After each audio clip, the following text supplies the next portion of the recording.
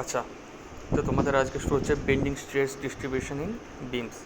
তো bending stress distribution in বিম বোঝার আগে আমাদের জানতে হবে বেন্ডিং স্ট্রেস কী জিনিস।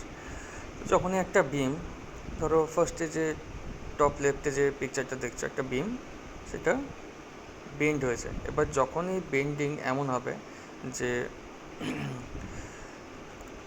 বিমটা নিচের দিকে ডিফ্লেক্ট হবে, যেমন এইখানে মুভমেন্টে দেখো, এরকম মুভমেন্টের ক্ষেত্রে বিমটা কীরকম বেন্ডিং হবে, একটা স্মাইলি হাসি মুখে স্মাইলি যেরকম হয় ঠিক সেরকম শেপের একটা ডিফ্লেকশন আসবে।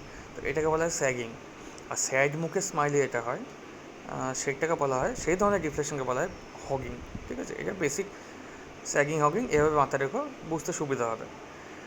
ওকে, আদারওয়াইজ মানে ওই হাসি মুখে স্মাইলি শেপের বেন্ডিংকে স্যাগিং বলা হয়, আর স্যাড মুখে স্মাইলির বেন্ডিংকে হগিং বলা হয়।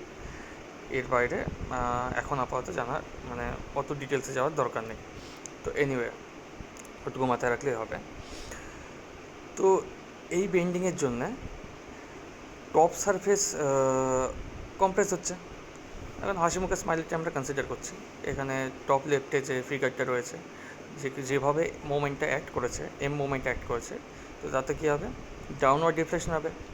ডাউনওয়ার্ড ডিফ্লেকশন হলে পরে বেন্ডিংয়ে বিমের ক্ষেত্রে কী হবে, টপ সারফেস থাকবে কম্প্রেশনে আর বটম সারফেস টেনশনে থাকবে। তো মাঝে কোনো একটা পয়েন্ট তো থাকবে যেখানে না টেনশন না কম্প্রেশন কাজ করবে। তো সেই লাইনটাকে বলা হয় নিউট্রাল অ্যাক্সিস। ওকে, তো স্যাগিং বেন্ডিং মোমেন্টে নিউট্রাল অ্যাক্সিসের উপরে থাকে কম্প্রেশন আর নিচে থাকে টেনশন। আর হগিং বেন্ডিং মোমেন্টে নিউট্রাল অ্যাক্সিসের উপরে থাকে টেনশন, নিচে থাকে কম্প্রেশন। এটা একটু খেয়াল রেখো, এমসিকিউ পারপাসে কাজে লাগবে। ঠিক আছে, তো যখনই কম্প্রেশনের টপ ফাইবার পৌঁছাবে স্যাগিং মোমেন্টের ক্ষেত্রে, তখন তার মধ্যে একটা স্ট্রেস জেনারেট হবে। সেই স্ট্রেসকে বলা হয় বেন্ডিং স্ট্রেস, কারণ এই স্ট্রেসটা বেন্ডিংয়ের জন্য জেনারেট হয়েছে, নাকি ডিরেক্ট লোড অ্যাপ্লিকেশনের জন্য বা শিয়ার ফোর্সের জন্য জেনারেট হয়েছে। ঠিক আছে, তো বেন্ডিং স্ট্রেস ডিস্ট্রিবিউশন জানার আগে আমাদের কয়েকটা অ্যাজাম্পশন আমাদের জেনে নিতে হবে। ফার্স্ট অ্যাজাম্পশন হচ্ছে material is homogeneous, isotropic and elastic in which Hooke's law is valid.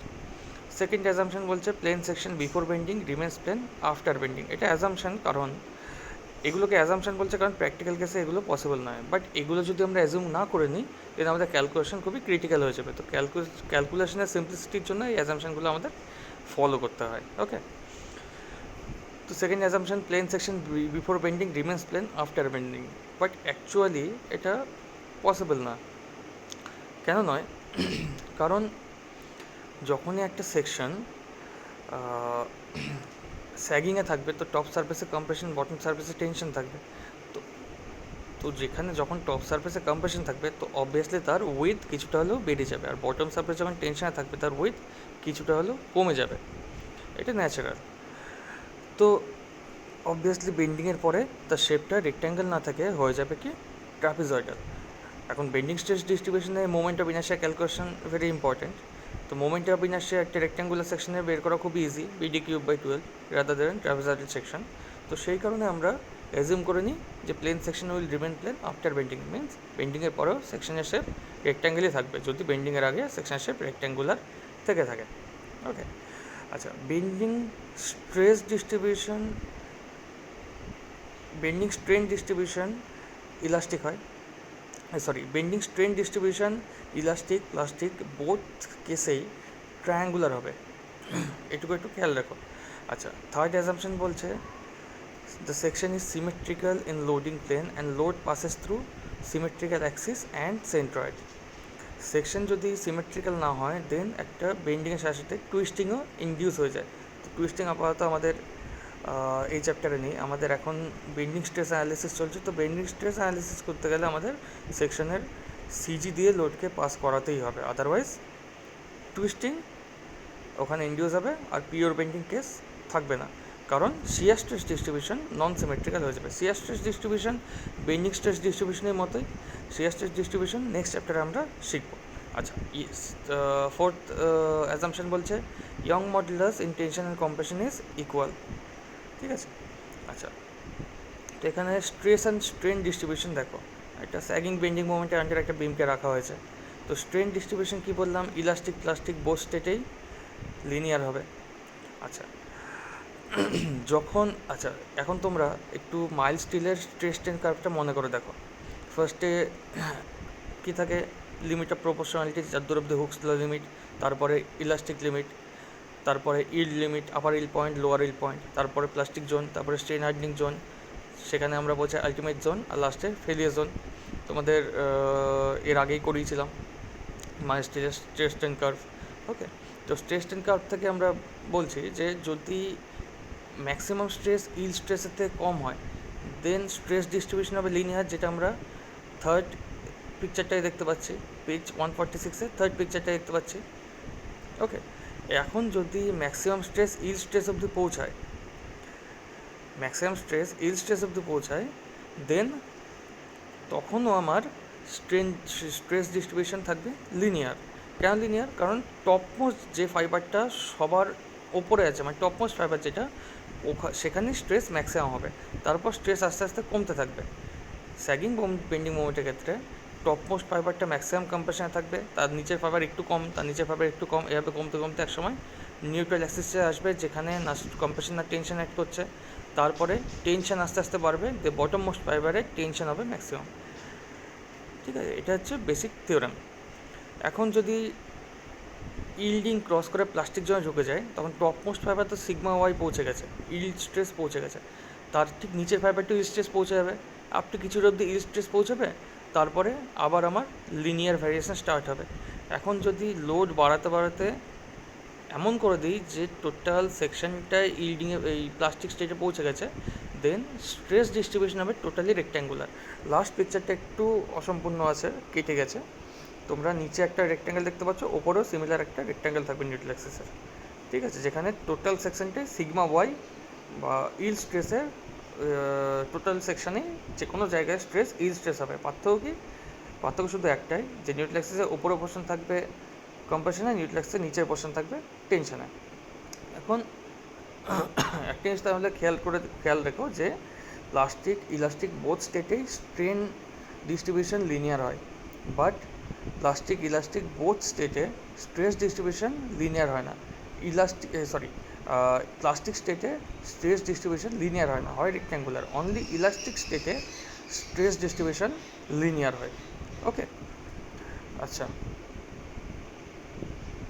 থিওরামটা তোমরা একটু লেখাগুলো একবার দেখে নেবে, যেটা বললাম ওগুলোই আছে এখানে, বেশ আর কিছু এক্সট্রা দেওয়া আছে। আচ্ছা, নিউট্রাল অ্যাক্সিস যদি ইলাস্টিক বেন্ডিং হয় দেন সেন্টার অফ গ্র্যাভিটি দিয়ে পাস করে, বাট যদি প্লাস্টিক বেন্ডিং হয় then neutral axis equal area point দিয়ে পাস করবে, মানে প্লাস্টিক স্টেটে নিউট্রাল অ্যাক্সিস সেকশনটাকে দুটো ইকুয়াল এরিয়াতে ডিভাইড করে দেবে। ঠিক আছে, আচ্ছা, ইলাস্টিক বেন্ডিংয়ে একটা পিওর বেন্ডিংয়ের ক্ষেত্রে কার্ভেচারটা হয় সার্কুলার, পিওর বেন্ডিংয়ের ক্ষেত্রে কার্ভেচার হয় সার্কুলার, তবে সেকশনকে প্রিজমেটিক হতে হবে। ওকে, তো সার্কুলার কার্ভেচার হলে পরে তার অবভিয়াসলি একটা রেডিয়াস আছে, সেই রেডিয়াসকে ধরলাম আর, তাহলে আমার একটা রিলেশন এস্টাবলিশ হয় এখান থেকে, M by I sigma by Y equal to M by I equal to E by R, যেখানে সিগমা হচ্ছে বেন্ডিং স্ট্রেস, ওয়াই হচ্ছে নিউট্রাল অ্যাক্সিস থেকে ফাইবারের ডিস্টেন্স, যে ফাইবারের বেন্ডিং স্ট্রেস আমরা ডিটারমাইন করব, এম হচ্ছে সেকশানের বেন্ডিং মোমেন্ট, আই হচ্ছে টোটাল সেকশনের মোমেন্ট অফ ইনার্শিয়া, ই হচ্ছে মডুলাস অফ ইলাস্টিসিটি, আর হচ্ছে কার্ভেচারের রেডিয়াস। তো bending stress sigma equal to কত, M by I into Y. তো সিগমা যদি ম্যাক্সিমাম হতে হয়, ওয়াইটা ম্যাক্সিমাম করতে পারি আমরা, কারণ এমও ফিক্স একটা সেকশনে, আইও ফিক্স, তো ওয়াই যদি ম্যাক্সিমাম হয় তাহলে সিগমা ম্যাক্সিমাম হবে। তার মানে বেন্ডিং স্ট্রেস নিউট্রাল অ্যাক্সিস থেকে ফাইবারের ডিস্টেন্সের উপর ডিপেন্ড করে। তো আবার sigma max equal to M by I by Y max, I by Y max এটাকে বলা হয় Z, Z means section modulus, জেডকে ফ্লেক্সার স্ট্রেন বা বেন্ডিং স্ট্রেন তো বলা হয়। তো ডিফারেন্ট সেকশনের ক্ষেত্রে সেকশন মডুলাস ডিফারেন্ট হয়, যদি আই সেকশনের সেকশন মডুলাস সবচেয়ে বেশি হয়, তারপরে জেড রেক্ট্যাঙ্গুলার সেকশনে, তারপরে সেকশন মডুলাস হয় স্কোয়ারে, তারপরে সার্কেলে, ডিসেন্ডিং অর্ডারে এখানে দেওয়া আছে। ওকে, যদি ম্যাক্সিমাম বেন্ডিং স্ট্রেস সিগমা ওয়াইয়ের থেকে কম হয়, মানে সিগমা ম্যাক্স সিগমা ওয়াইয়ের থেকে কম হয়, তাহলে এম ইকুয়াল টু হয় এমআর, এমআর হচ্ছে মোমেন্ট অফ রেজিস্ট্যান্স, এমআরকে বলা হয় elastic moment of resistance. Moment of resistance মানে সেকশনটা ম্যাক্সিমাম যতটা বেন্ডিং মুভমেন্ট রেজিস্ট করতে পারে উইদাউট ইল্ডিং। ঠিক আছে, তো sigma max less than equal to sigma Y হলে MR equal to sigma Y into Z, তার মানে MR is directly proportional to Z.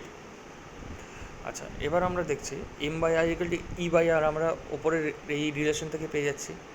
তো এখান থেকে আমরা কী পাচ্ছি, one by R equal to M by E I. তো ওয়ান বাই আর এটাকে বলা হয় কার্ভেচার, এটা কনস্ট্যান্ট। আর এম বাই ই আই যে ডায়াগ্রাম সেটাকে বলা হয় কার্ভেচার ডায়াগ্রাম। ওকে, আচ্ছা। আবার sigma by Y equal to E by R. তো sigma by equal to Y by R. আবার সিগমা বাই ই মানে কি, স্ট্রেস বাই মডুলাস ভেলোসিটি মানে স্ট্রেন। তাহলে strain equal to Y by আর। তাহলে তোমাকে যদি বেন্ডিং স্ট্রেন বের করতে হবে, বেন্ডিং স্ট্রেনের ভ্যালু কত হবে, Y by R. Bending strain equal to Y by R. এবার আর যেহেতু ফিক্স, সেই কারণে বেন্ডিং স্ট্রেন ম্যাক্সিমাম কত হবে, ওয়াই ম্যাক্স হলে। তাহলে bending strain maximum epsilon max equal to Y max by R. তার মানে ম্যাক্সিমাম বেন্ডিং স্ট্রেন হবে নিউট্রাল অ্যাক্সিস থেকে ফার্দেস্ট ডিস্টেন্সে যে ফাইবারটা রয়েছে সেখানে। ওকে, বেশ। আচ্ছা, তো এই ফিগারটায় মোমেন্ট অফ রেজিস্ট্যান্স দেখো কী করে ক্যালকুলেট করে। মোমেন্ট অফ রেস্ট পেজ 152-তে যে টপে যে ফিগারটা রয়েছে, একটা ক্যান্টিলিভার বিম দেওয়া আছে যেখানে এই মোমেন্ট অ্যাক্ট করছে এমনভাবে যাতে স্যাগিং বেন্ডিং মোমেন্ট ইনডিউস হয়। তাহলে আপার পোর্শন কম্প্রেশন, বটম পোর্শন টেনশনে থাকবে। স্ট্রেস ডিস্ট্রিবিউশন কীরকম হবে, লিনিয়ার বা ট্রায়াঙ্গুলার শেপ নেবে একটা। তো ওপরের পোর্শন আছে কম্প্রেশনে, নিচের পোর্শন আছে টেনশনে।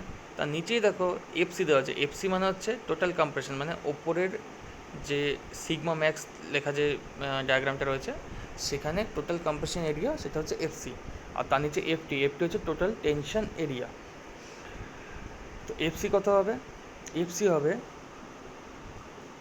এই পেজ 152-তে একদম ওপরে রাইট সাইড যে পিকচারটা রয়েছে সেখানে টপ মোস্ট যে ট্রায়াঙ্গেলটা আছে তার এরিয়া ইন্টু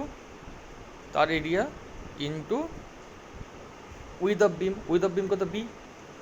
অ্যাকচুয়ালি এই কম্প্রেশনটা একটা ফাইবার নিচে, ঠিক আছে। তাহলে বি মানে ইউনিট উইথে নিচ্ছে এই কম্প্রেশনটা। তাহলে বি উইথে কত নেবে, এই টোটাল ট্রায়াঙ্গেলের এরিয়া ইন্টু বি। ট্রায়াঙ্গেলের এরিয়া কত, half into sigma max into D by two, half into sigma max into D by two. আর তাহলে টোটাল এফসি কত হবে, half into sigma max into D by two into B. এখানে দেখো একটু অন্যভাবে করেছে, তোমরা এভাবে দেখতে পারো বা আমি যেভাবে বললাম সেভাবে তোমরা জিনিসটাকে বুঝতে পারো। তো টোটাল কম্প্রেশন কত, sigma max by two into BD by two. তো এখন যদি sigma max equal to sigma Y হয়, মানে ম্যাক্সিমাম স্ট্রেস স্ট্রেস রিচ করে গেছে, সেখানে এফসি ইকুয়াল টু কত, sigma Y into BD by four. তো মোমেন্ট অফ রেজিস্ট্যান্স কত, M R equal to FC into D by three plus FT into D by three. D by three কী জিনিস, D by three হচ্ছে FC যে পয়েন্টে act করছে সেখান থেকে নিউক্লিয়াসের ডিস্টেন্স। ট্রায়াঙ্গেলের ক্ষেত্রে ফোর্স কোথায় অ্যাক্ট করবে, সেন্ট্রয়েড দিয়ে। সেন্ট্রয়েড কোথায় থাকে, নিউট্রাল অ্যাক্সিস থেকে আপার ট্রায়াঙ্গেলের সেন্ট্রয়েড থাকবে two by three into D by two ডিস্টেন্সে, মানে ডি বাই থ্রি ডিস্টেন্সে। আবার লোয়ার ট্রায়াঙ্গেলের সেন্ট্রয়েড নিউট্রাল অ্যাক্সিস থেকে কোথায় থাকবে, 2/3 ইন্টু ডি বাই টু ডিস্টেন্সে, মানে ডি বাই থ্রি ডিস্টেন্সে। তাহলে মোমেন্ট অফ রেজিস্ট্যান্স কত হবে, FC into D by three plus FT into D by three. আবার total compression equal total tension হতে হবে, আদারওয়াইজ ইকুইলিব্রিয়াম কন্ডিশন স্যাটিসফাই করবে না। তার মানে এফটি ইকুয়াল টু এফসি। তাহলে এম আর ইকুয়াল টু কত পাচ্ছি আমরা এখান থেকে, sigma R into BD square by six. এই বিডি স্কোয়ার বাই সিক্স এটাকে বলছে Z equal to I by Y max. যদি আমরা অন্যভাবে ক্যালকুলেট করি তাহলে এখান থেকে আমরা জেডের ভ্যালু পাচ্ছি কী করে, আই হচ্ছে বিডি কিউব বাই 12 রেক্ট্যাঙ্গুলার সেকশানে, ওয়াই ম্যাক্স হচ্ছে D by two, Z equal to কত, বিডি স্কোয়ার বাই সিক্স। ঠিক আছে। আচ্ছা, এখানে তোমাদের প্লাস্টিক মোমেন্ট ক্যালকুলেট করতে হচ্ছে when yielding occurs fully. Plastic moment কত হবে, প্লাস্টিক মোমেন্ট হচ্ছে MP equal to FC into lever arm plus FT into lever arm. FC কত, এফসি হচ্ছে sigma Y into D by two into B. আর lever arm কত, D by four. আর FT equal to কত, sigma Y into BD by two into lever arm কত, D by four. কারণ CG neutral axis থেকে D by four ডিস্টেন্সে lie করবে ওপরেও নিচেও। তাহলে এমপি ইকুয়াল টু কত, sigma Y into BD square by four. এই বিডি স্কোয়ার ফোরটাকে বলা হয় জেডপি, প্লাস্টিক সেকশন মডুলাস। যাই হোক, তোমাদের প্লাস্টিক অ্যানালিসিস এই সেমিস্টারে নেই, তো যখন থাকবে তোমরা এটা তোমাদের 6 সেমিস্টারে আছে তখন প্লাস্টিক অ্যানালিসিস তোমরা ভালোভাবে শিখবে ডিটেলসে। ওকে, তো প্রবলেমটা একটু চেক করে নিও। এখানে অনেক কটা প্রবলেম দেওয়া আছে, বেসিক থিওরেম একই, থিওরেমে খুব একটা বেশি চেঞ্জ নেই, ঠিক আছে। আচ্ছা, যদি ডিফারেন্ট মেটেরিয়াল হয় তার জন্য, যদি কম্পোজিট বিম হয় সেক্ষেত্রে আমার বেন্ডিং স্ট্রেস কীরকম হবে এটা একটু পড়ে নেবে, এখানে এক্সপ্লেন করে দেওয়া আছে। একটা জিনিস তোমাদের বলে দিচ্ছি, এখানে একটা টার্ম ইন্ট্রোডিউস করানো হচ্ছে, এম, মডিউলার রেশিও। এম হচ্ছে E1/E2। এবার একটা ফর্মুলা হচ্ছে simple, M equal to E1/E2 equal to σ1/σ2 equal to A2/A1। এটাকে একটু লিখে নিও, ঠিক আছে। তো আমরা এখানে কি করব, আমরা মডিউলার রেশিওর রেসপেক্টে, এখানে যে কম্পোজিট বিমে কী হয়, দুটো আলাদা আলাদা মেটেরিয়ালের বিম দেওয়া থাকে, আমরা যে কোনো একটা মেম্বারকে আরেকটা মেম্বারের রেসপেক্টে ট্রান্সফার করে দেবো, ট্রান্সফার করে তারপরে আমরা বেন্ডিং স্ট্রেস ক্যালকুলেট করবো, নাথিং এলস। ওকে, এখানে সিম্পল কিছু কম্পোজিট মেটেরিয়ালের বেন্ডিং স্ট্রেস ক্যালকুলেশন দেখানো রয়েছে, একটু মন দিয়ে পড়ো, ইজিলি বুঝতে পারবে, সমস্যা কিছু হবে না। যদি সমস্যা হয় আমাকে জানিও, ঠিক আছে। আচ্ছা, ফ্লিক্সড বিম জিনিসটা জেনে রাখো কি, তোমাদের এটা সিলেবাসে বলা নেই কিছু, ঠিক আছে, ধরে নিচ্ছে সিলেবাসে নেই। যদি জানতে ইচ্ছা হয় তোমরা ডিটেলসে এটা পড়তে পারো, আদারওয়াইজ এটা জাস্ট ডিফারেন্সটা জানলেই হবে। যখন দুটো মানে একটা উড আর মেটাল প্লেট দিয়ে একটা কম্পোজিট বিম তৈরি করা হয়, তখন সেই বিমটাকে বলে ফ্লিক্সড বিম। ওকে, তো টপ আর বটমে মেটাল দিয়ে মাঝখানে উড রেখে ফ্লিক্সড বিম করা যেতে পারে, যেটা মোস্ট এফেক্টিভ হয়। আবার দু সাইডে মেটাল দিয়ে মাঝখানে উড রেখে ফ্লিক্সড বিম তৈরি করা যেতে পারে, এটা লিস্ট এফেক্টিভ বা লিস্ট এফিসিয়েন্ট হয়। ওকে, তো ফ্লিক্সড বিম ক্যালকুলেশন তোমাদের সিলেবাসে ডিটেলসে বলা নেই কিছু, তোমরা যদি জানতে ইচ্ছা হয় এখান থেকে একবার দেখে নিও, ঠিক আছে। তো এই লেকচারটা ভালো করে দেখো, যদি কোনো সমস্যা হয় জানিও।